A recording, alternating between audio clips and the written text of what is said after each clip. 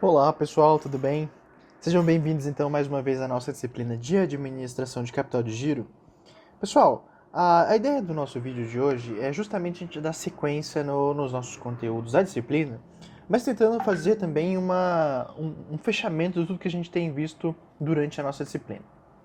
Basicamente, pessoal, desde o começo da nossa disciplina, a gente veio demonstrando como é que a gente consegue fazer análise sobre o desempenho financeiro das empresas e conseguir interpretar essas informações a fim da gente tirar algum tipo de informação sobre isso. Claro, se formos pessoas, se formos investidores, se formos gestores, ou se formos, de alguma maneira, a gente tiver algum vínculo com essa empresa, então seria interessante a gente saber dessas informações, porque depois a gente consegue utilizar para algum propósito.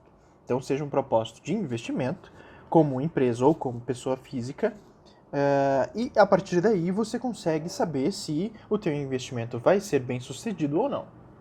Então, pessoal, o que a gente tem que se preocupar aqui com a nossa disciplina é basicamente a gente entender todos os elementos que se encaixam na análise de demonstrativos financeiros e entender esses indicadores a nosso favor, certo? Desde o começo, a gente tem visto indicadores de estrutura de capital, indicadores de liquidez, indicadores de desempenho, como lucratividade, rentabilidade, mas existem também alguns outros indicadores, inclusive a gente vai mencioná-los nesse vídeo, certo? Então, todos esses elementos, eles vêm então a fazer essa composição justamente de elementos que podem nos assessorar a uma tomada de decisão, certo? A ideia desse vídeo, então, ele é justamente a gente interpretar algum desses elementos, justamente para a gente saber, então, como que a gente toma uma decisão de investimento. Pessoal, então esse exemplo, ele vai servir para a gente entender um caso específico da Bombril.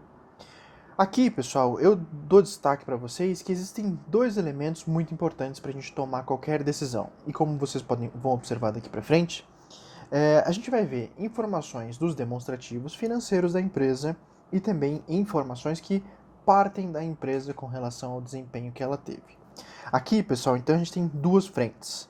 Então a gente consegue fazer uma análise já um pouco mais orientada para análise de alguns indicadores e a gente consegue também, então, ter a perspectiva que vem de dentro da empresa para a gente saber o andamento e a possibilidade dos próximos caminhos da empresa. Pessoal, então a gente começa aqui com a análise de demonstrativos financeiros, primeiramente com o balanço na parte do ativo da Bombril, depois a gente passa para o passivo e patrimônio líquido, na parte, então, justamente para entender o desempenho da empresa, na parte de financiamentos dela, uma análise de pontos de financiamento da empresa, depois o próprio demonstrativo da empresa e algumas análises com indicadores, para depois a gente ir então para as informações relevantes que a empresa possui e ela disponibilizou isso para o público, certo? Então vamos retornar aqui e vamos perceber algumas características que cada pessoa tem que fazer para pelo menos se munir com informações. No começo do ano, pessoal, a gente falou então sobre os nossos demonstrativos financeiros. Esses demonstrativos, eles são demonstrativo de resultados, balanço patrimonial e demonstrativo de fluxo de caixa. Nesse caso, a gente não vai falar do demonstrativo de fluxo de caixa, porque a gente consegue observar pelo menos um reflexo do demonstrativo, que é o próprio caixa, e nesse caso, caixa e equivalentes de caixa no item 1.1.01.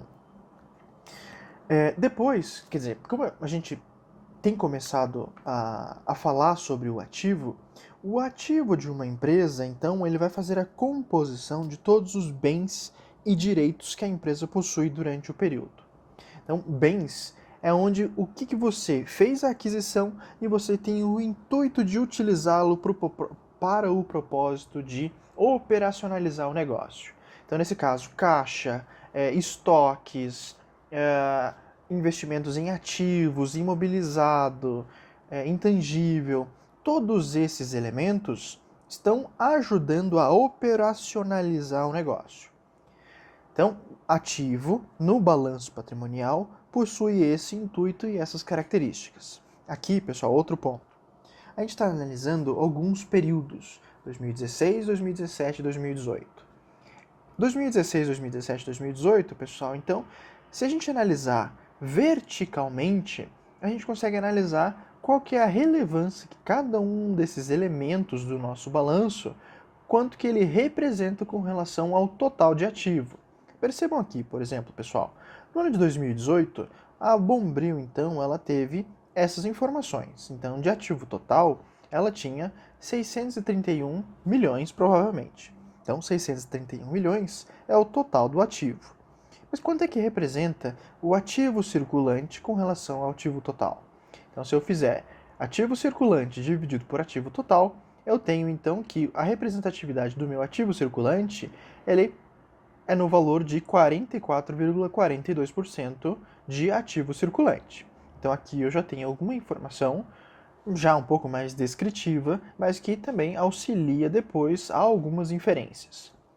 Depois, pessoal, aqui ó, o item 1.2 é o ativo não circulante. Se eu quero saber então qual que é a representatividade que o ativo não circulante possui com relação ao total, então eu analiso 351.062 dividido por 662 vai me dar então a representatividade que o meu ativo circulante possui sobre o total. Nesse caso, ele possui uma representatividade de 55,58% no ano de 2018, certo? Então, pessoal, se eu faço isso para cada um dos anos de análise, eu consigo também saber, então, por exemplo, qual foi a progressão de cada uma dessas contas. Por exemplo, observem a progressão que o ativo circulante teve nos anos de 2016, 2017 e 2018. Aqui a gente não tem informação do ano de 2016, mas vamos partir então para o ano de 2017 e 2018. O ano de 2017, a gente tinha 46,48% era ativo circulante com relação ao total. Em 2018, então, a gente já tem, de alguma maneira, uma queda no percentual. Então, de 46, a gente foi para 44,42%. Quanto é que isso aqui representa de queda no ano, entre o ano de 2017 e 2018? Então, percebam aqui, pessoal, a gente está fazendo então uma análise horizontal. Análise vertical a gente analisa no mesmo ano. Análise horizontal a gente analisa de um ano para o outro. Então, nesse caso, a queda foi de quase 13% de caixa. Na verdade, de caixa não, de ativo circulante entre os anos 2017 e 2018. Aí, se a gente quiser então saber quais foram os elementos que mais contribuíram para essa queda, então a gente consegue perceber, por exemplo, que tributos a recuperar, então eles tiveram uma queda de 27 milhões para 7 milhões. Então houve uma queda significativa nesse ponto, certo? Em compensação, despesas antecipadas aumentaram percentualmente e, se eu não me engano, aplicações financeiras também tiveram um aumento significativo. Estoques também tiveram um aumento significativo. Aqui, ó. Estoques saíram, então, de 57.858 para 78.092. Então, aqui a gente já consegue ter uma análise já do desempenho de um ano para o outro, porque o ativo ele tem justamente essa capacidade de demonstrar o que aconteceu ou a figura que a empresa possui de um ano para o outro. Então, pessoal, o próximo passo que a gente precisa saber é justamente entender um pouco mais sobre o passivo da nossa empresa, passivo e o patrimônio líquido. Como a gente tem demonstrado, pessoal, desde o começo do ano, o nosso balanço patrimonial, ele tem a composição, então, do lado esquerdo do balanço, então, o nosso ativo. O ativo, a gente pode chamar, então, de todos os pontos, então, pontos de investimento. Então, a empresa, ela tem vários pontos onde ela vai ter que fazer análises de investimento. No que ela vai investir? Eu vou investir em estoques, caixa, compra de imóveis, compra de intangível, e aí vai. O problema é que esses investimentos, eles saem de algum lugar. Eu preciso, então, retirar esse dinheiro de algum ponto da minha empresa. Os pontos que a gente destaca são, então, normalmente, capital próprio ou capital de terceiros.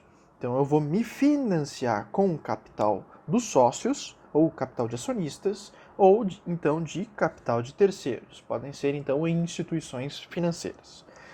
Pessoal, então, quando a gente fala de passivo de uma empresa, a gente está falando, então, de capital de terceiros. Capital de terceiros, então, por quê? porque então é como se a empresa ela necessitasse então de um auxílio que não seja da própria força. Então eu não consigo realizar todas essas atividades por conta própria, então eu vou precisar do auxílio de um auxílio então com um incremento de financiamento. Então nesse caso, pessoal, no passivo de uma empresa, a gente vai ter a composição do passivo circulante e do passivo não circulante. Lembrando, pessoal, todos esses elementos eles estão sendo alocados de acordo pelo critério de liquidez. Então, o item, por exemplo, o item 2.1.1 é o item mais líquido, ou seja, existe maior possibilidade de se transformar em dinheiro facilmente do que os demais pontos abaixo no nosso passivo circulante.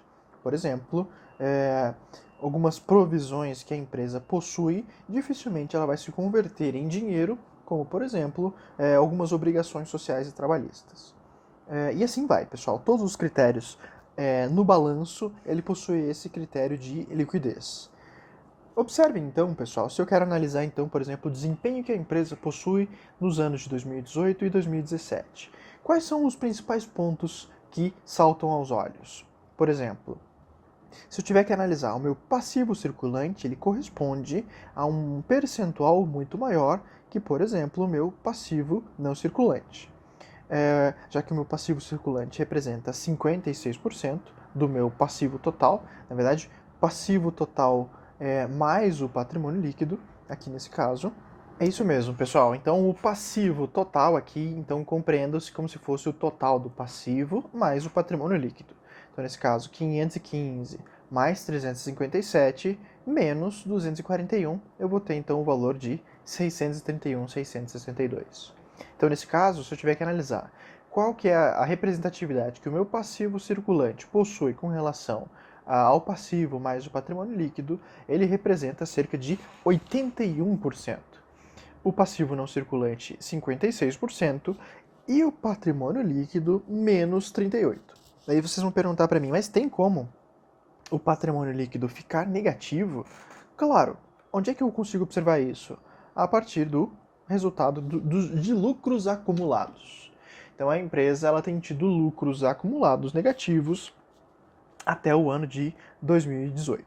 Então nesse caso, 2016 tinha 1.417.000 negativo, caiu para 1.200.000, depois 1.220.000. Aqui na verdade, acho que se eu não me engano é 1 bilhão, se a gente estiver falando sobre, nesse caso aqui, se estiver sendo 631 milhões. Então é isso mesmo. Então, pessoal, a situação da empresa com relação ao desempenho de lucro que a empresa possui, ela está sendo completamente desfavorável até esse momento. Então a gente tem que começar a entender, então, quais foram os elementos que têm encaminhado até a empresa ter esse resultado.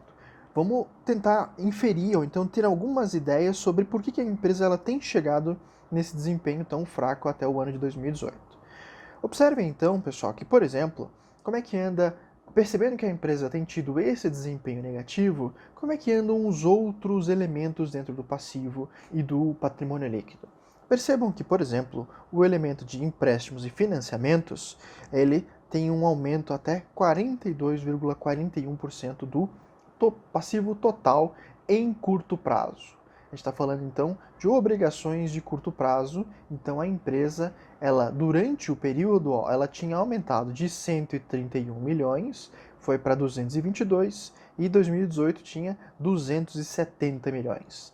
Ou seja, nesse caso a empresa ela tem aumentado a sua participação em no acréscimo em empréstimos e financiamentos. Nesse ponto, então, a gente tem que começar a levantar algumas dúvidas, porque então a empresa ela tem tido a necessidade corrente de buscar empréstimos em curto prazo, já que a gente está falando de necessidades correntes. Então, nesse caso, pessoal, prestar um pouco atenção, justamente porque a empresa ela tem tido resultados negativos durante esse período. Então, a fonte de capital próprio não está funcionando o suficiente para suprir a necessidade de investimento que a empresa possui. Então, nesse ponto, ela está buscando capital de terceiros para suprir as suas necessidades, certo? Então a gente já começa a ter uma análise um pouco mais detalhada sobre como é que a empresa ela tem se desempenhado ao longo do tempo. Depois, pessoal, o próximo elemento é justamente o demonstrativo de resultados que a empresa tem tido durante os anos de 2016, 17 e 18. No ano de 2016, por exemplo, pessoal, quais são os elementos que a gente precisa levantar? Percebam então que a empresa, desde o momento que a gente analisa receitas até o teu lucro, quais são os elementos que mais saem aos olhos? Do resultado, então, que seria o 100% da minha receita, eu tenho praticamente 55 ou 56% dos elementos são custos dos bens vendidos ou dos serviços prestados. Então, quase 60% é custo de mercadoria vendida ou custo de bens vendidos, como o elemento está sendo demonstrado aqui. Depois, o resultado bruto, então, a gente tem ficado num valor de 43,40%. Depois disso, pessoal, então a gente vai tirando alguns elementos que já seriam as despesas operacionais. Então, do total das minhas despesas ou receitas operacionais, eu retiro então um valor em 2016, de 461 milhões de reais. Percebam então, pessoal, que aqui a gente já consegue ter então também algumas informações específicas sobre cada um dos elementos e a importância que eles tiveram no resultado total. Por exemplo, eu já consigo perceber que do total das despesas, a que é mais significativa são despesas com vendas. Depois, pessoal, então, tirando todas as despesas operacionais, eu chego no meu resultado antes de resultados financeiros. Então, eu tiro ou acrescento receitas ou despesas que a empresa possui que sejam de natureza financeira. Depois, então, eu encontro o nosso resultado antes de tributo sobre o lucro, que nesse caso, então, seria imposto de renda e contribuição social. Então, consigo retirar então isso do meu resultado, e então eu acho o meu resultado líquido para minha empresa. Nesse caso, para Bombril, para o período de 2016, 2017 e 2018. Agora, analisando, pessoal, então o desempenho que a empresa possui em uma análise horizontal. Se eu tivesse que analisar então, pessoal, percebam que como é que foi o meu desempenho com relação aos custos? Aumentaram ou diminuíram? Então eu tinha em 2016 cerca de 56% era relativo a custos, passou para 54%, depois aumentou para 58%. Despesas operacionais. Então as minhas despesas antes eram de 42%, foram para 29%, depois aumentaram novamente para 42%. Depois, pessoal, isso então foi gerando um resultado antes do imposto de renda desde 2016. Já era negativo em 10%, depois ficou positivo em 9% em 2017, depois ficou em 6% para o ano de 2018. Só que então eu tenho que pagar para cada um dos períodos, eu tenho que pagar imposto de renda. Então isso que me dá um resultado para cada um dos períodos em 2016 de menos 2%, 2017 de quase 12%, em 2018 de quase 6,7%. Então, pessoal, nesse caso, então, a gente já tem algumas informações com relação ao desempenho que a empresa teve durante o período de 2016, 2017 e 2018. O próximo passo, pessoal, então é a gente entender ou interpretar alguns dos principais indicadores que a empresa ela possui, que a gente consiga então chegar em alguma conclusão. Observem aqui, pessoal, algumas análises que a gente consegue fazer. Então percebam aqui, pessoal, que com relação a prazos, lembra que a gente falou então também sobre ciclo operacional?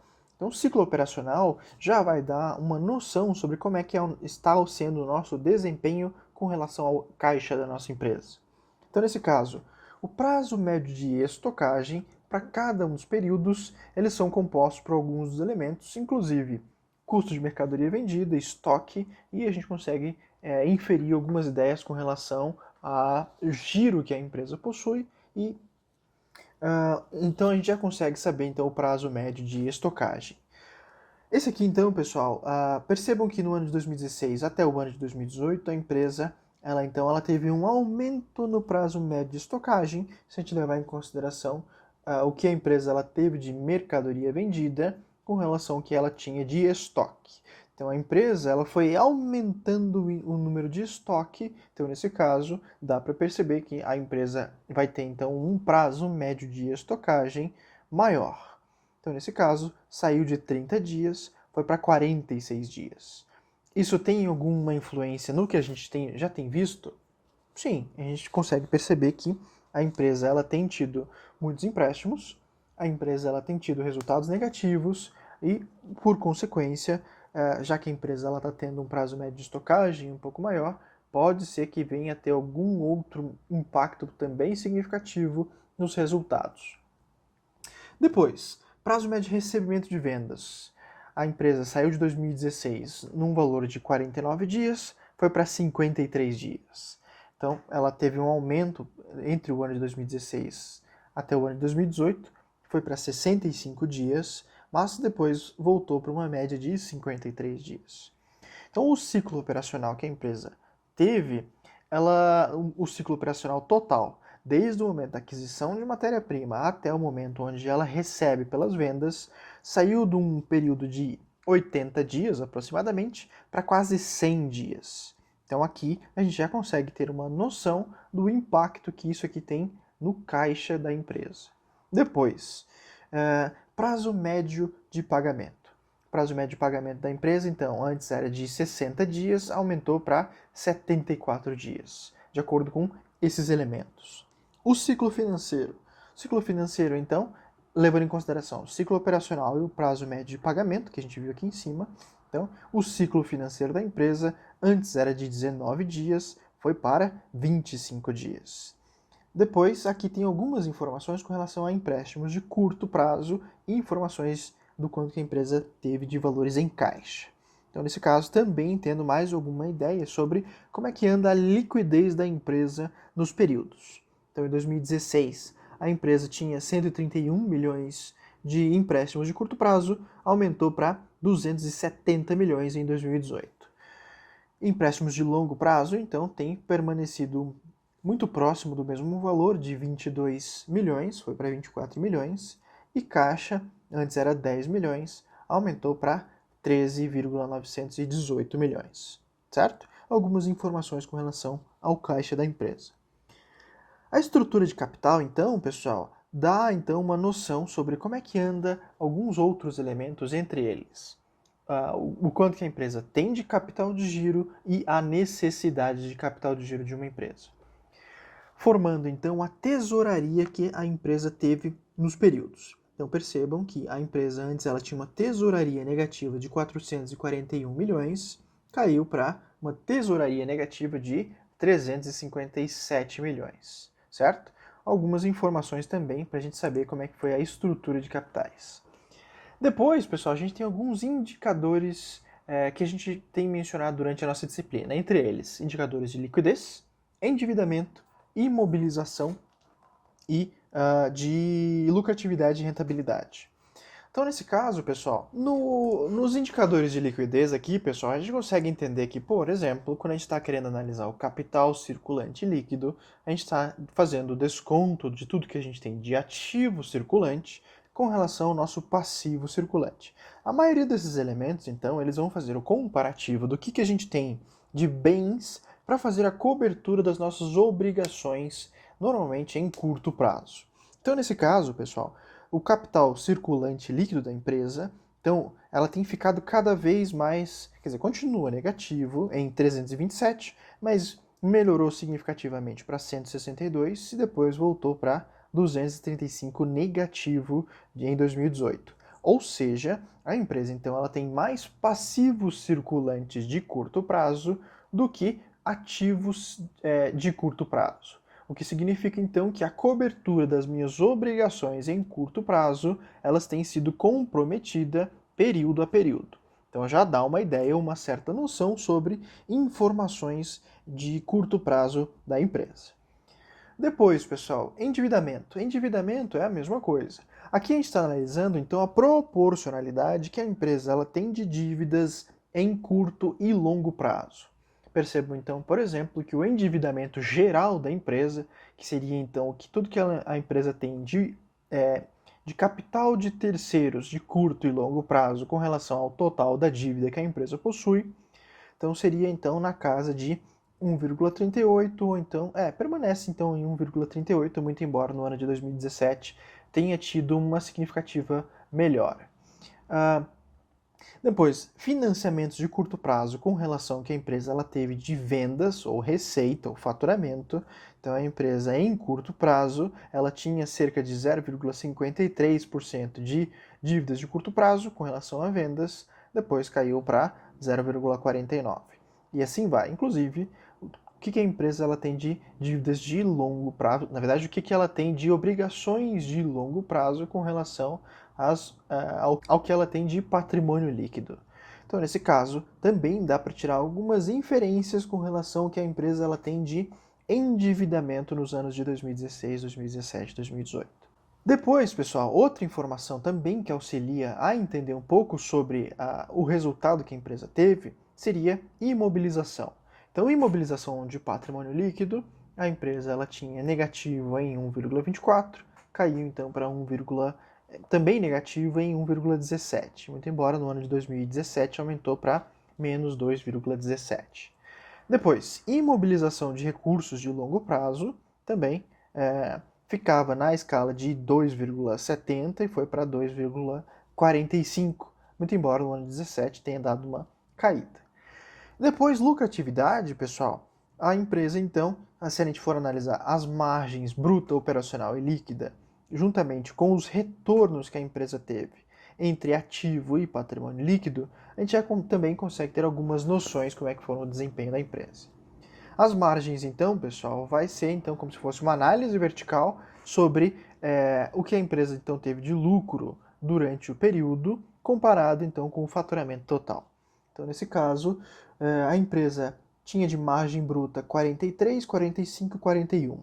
Depois foi caindo até a margem líquida, e a empresa então ela teve margem líquida de 2016 de negativo em 2,44, positiva em 11,56 e depois positiva em 6,70%. Então, em 2017, a empresa conseguiu ter o melhor período de lucratividade. Perceba-se também, dá para perceber também que pode ser relativo, por exemplo, a uma melhora nos custos, já que a empresa teve uma margem bruta um pouco melhor e qualquer resultado que a empresa ela conseguisse melhorar já traria um resultado um pouco melhor. O retorno sobre o ativo aqui, pessoal, então seria a análise sobre o lucro líquido comparado com o que a empresa tem de ativo. Percebam então que antes era negativo, porque a empresa teve um prejuízo no ano de 2016, mas junto com o ano de 2017 e o ano de 2018, a empresa então ela teve um retorno sobre o ativo um pouco melhor, de 18,50, depois para 11,11%. E o retorno sobre o patrimônio, que antes era de 9 ou quase 10%, caiu significativamente para menos 86 e depois menos 29. Certo, pessoal? Essas aqui são algumas informações, não vou entrar em detalhe em todas elas, mas se vocês tiverem alguma dúvida sobre qualquer uma delas, pessoal, fiquem à vontade para perguntar o que vocês acharem melhor, ok? Depois, aqui, pessoal, todas essas informações elas vão ter que ser levadas em consideração com o que a empresa ela tem para mencionar com relação a esse desempenho. Os relatórios com as informações que a empresa passa período a período são basicamente uma forma que a empresa possui para se relacionar com seus investidores. Digamos então que a Bombril, percebendo que a situação financeira dela não tenha sido muito bom durante alguns períodos. Então ela vai conversar com o seu investidor por meio desses relatórios para demonstrar ou pelo menos manter uma cordialidade com esses investidores e manter uma expectativa de melhora ao longo do tempo. Percebam então aqui, pessoal, que a empresa ela vai demonstrar qual que é o teu escopo de negócio no começo. Então ela fala que ela é uma empresa do segmento de higiene e limpeza, fabrica produtos de cosméticos e possui então, a Bombril tem um grupo chamado Grupo Bombril, com a Brilmac Empreendimentos, a Bril Cosméticos e depois a Bril Store Comércio Digital.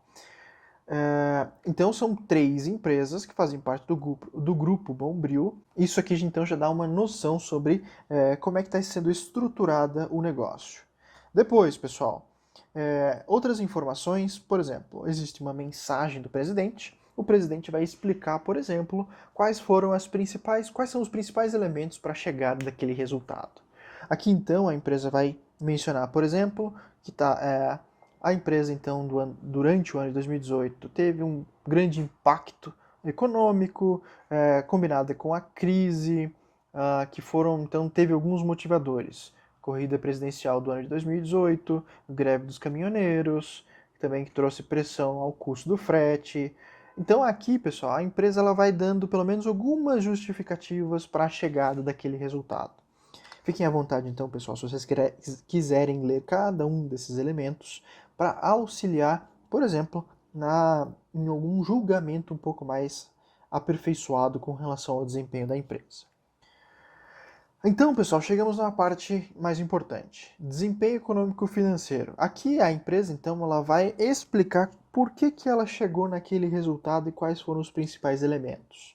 Por exemplo, a empresa ela vai colocando alguns pontos, como, por exemplo, o esforço que a empresa teve para crescer nos mercados em que atua, aumentando a participação no mercado nas categorias de lã de aço, amaciantes para roupas e saponáceos. Depois, nas categorias de detergente líquido, limpadores, apresentou ganhos no final do ano e assim vai. Já também demonstrando o que ela tem de intenção com relação à estratégia dela. Aqui então, pessoal, observem aqui um dos elementos. Embora do ponto de vista de participação de mercado, para as principais categorias, as notícias de fim de ano sejam positivas, a Bombril então teve um ano desafiador que trouxe impactos no volume vendido e imagem dos produtos. A rentabilidade percentual líquida do EBITDA, ela vai demonstrando ponto a ponto, a parte comercial com relação ao frete, e alguns outros elementos que vão dar um contexto do desempenho que a empresa possui. Inclusive, pessoal, para quem não lembra, inclusive eu gostaria que, se vocês estiverem vendo esse vídeo, coloquem aqui nos comentários, se vocês tiverem então uma boa definição, o que seria EBITDA, para todo mundo ter então um bom conhecimento sobre qual que é a finalidade da gente saber o EBITDA de uma empresa. Fiquem à vontade, coloquem aqui e depois comentem qual que é a participação do EBITDA e por que ele é tão importante para a gente fazer uma análise sobre o desempenho de uma empresa. Então a empresa ela vai mencionando mais um pouco sobre o EBITDA do ano de 2018, sendo positivo em 19,2 milhões, contra a marca de 203 milhões positivo no mesmo período em 2017. Aqui tem um ponto que é importante destacar, pessoal. Por exemplo, a empresa ela vai mencionar que quando desconsideramos o impacto positivo dos itens não recorrentes do exercício de 2017, principalmente da venda da marca Lisoform de outros créditos extemporâneos. Então a empresa ela liquidou uma marca que ela possuía justamente para aumentar o que ela tem de caixa para a empresa. Então ela conseguiu trazer então outros recursos fazendo a venda do que a empresa tinha de ativos. Percebam então, pessoal, que será que isso aqui corresponde com a realidade do que a gente viu anteriormente? Vamos voltar lá para o nosso ativo. O ativo demonstra, por exemplo, onde é que a gente vai encontrar marcas e patentes, por exemplo? Na parte de intangível. Perceba que o intangível da empresa em 2016 era de 21.924, em 2017 era de 12,66 e em 2018 nada. Então a empresa ela foi liquidando o que a empresa tinha de intangível para tentar então melhorar a situação financeira dela. Em questão de imobilizado, a mesma coisa. Dá para pensar então que a empresa ela pode ter liquidado alguns elementos para a composição de caixa. Antes era de 318, foi para 305, depois 283. Pessoal, todas essas informações, o que a empresa demonstra nos relatórios, eles são mostrados facilmente nessas análises demonstrativas. Voltando lá, pessoal. Para fechar, então, essas informações gerais com relação ao desempenho da empresa, Ela diz então que, nesse contexto, a companhia buscará maximizar suas oportunidades de crescimento com melhoria nas margens operacionais e ganhos de participação de mercado através de investimentos em marketing promocional, relançamento nas linhas de produtos.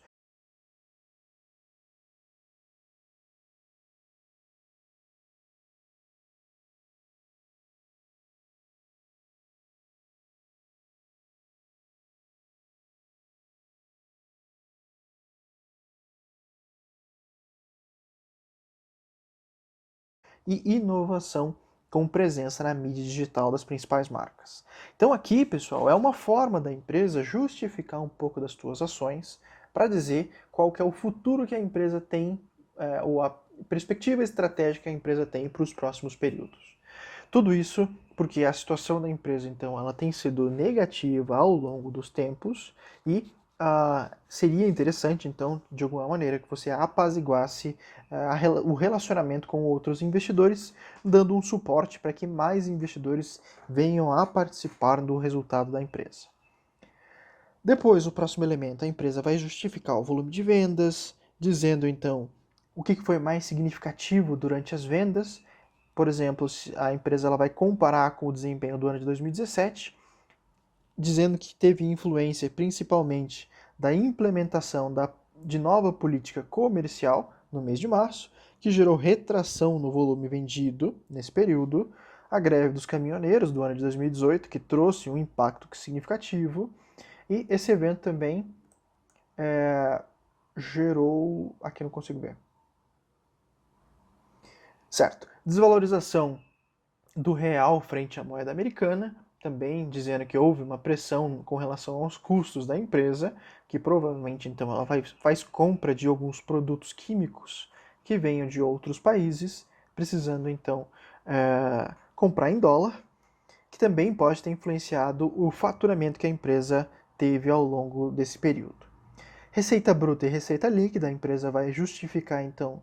Aqui basicamente ele dá uma noção sobre o que aconteceu durante os períodos, vai para o resultado operacional bruto, demonstra então alguns aspectos com relação às despesas e receitas operacionais.